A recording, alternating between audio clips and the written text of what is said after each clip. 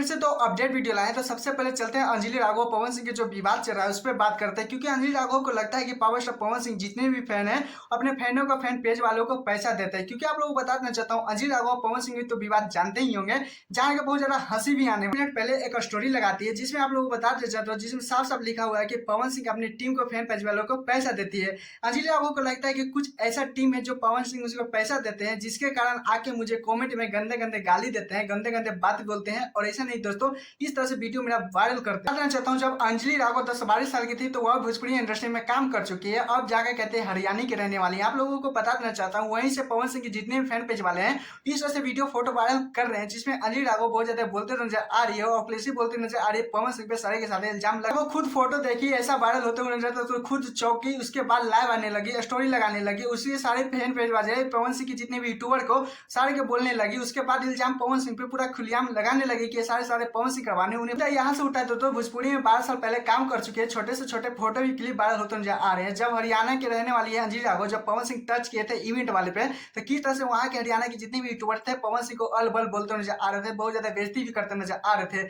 जब पवन सिंह के fan page वाले चाहे कोई भी चाहने वाले बिहार के जब यूट्यूबर पड़ चुके हैं अंजलि राघव के पीछे, तो किस तरह से लाइव आकर बोलते नजर आ रही है। खैर आप लोगों को तो पता ही होगा, इस पे आप लोगों को क्या राय प्लीज कौन बताएगा। चलिए दूसरे अपडेट को चलते हैं, जिसमें रोशन रोही को फिर से किरण सिंह दावा कर रही है कि जेल जा सकते हैं। रह रहे हैं, नॉर्मली कमा रहे, खा रहे हैं, हाँ। और अपना केस लड़ रहे हैं। अभी भी तो क्या आप चाहते हैं कि केसवा छोड़ दे की है? तो बेल हो गया तब तो बेल के बाद केस आगे नहीं कुछ होता है। घंटा पहले किरण सिंह का एक इंटरव्यू हुआ था, उसमें बहुत ज्यादा रोशन रोही के बारे में खुलासा करते नजर आ रही थी। उनके फैमिली को भी बहुत ज्यादा भला बुरा बोलते नजर आ रहे थे, जिस तरह से रोशन रोही की बेइज्जती भी करते नजर आ रहे थे, जिसके कारण रोशन रोही के जितने भी फैन थे उन्हें तो बहुत ज्यादा बुरा लगा है। और इतने ही जो जब से वहां से वीडियो वायरल होने लगा, जब किरण सिंह बोली कि ये फिर से सोच रहे होंगे कि रोशन रोही का तो बेल हो चुका था, लेकिन आप लोगों को बताना चाहता हूँ रोशन रोही के जो 9 साल पे बेल हुआ था वो बहुत ज्यादा अच्छी तरीके से नहीं हो पाया है।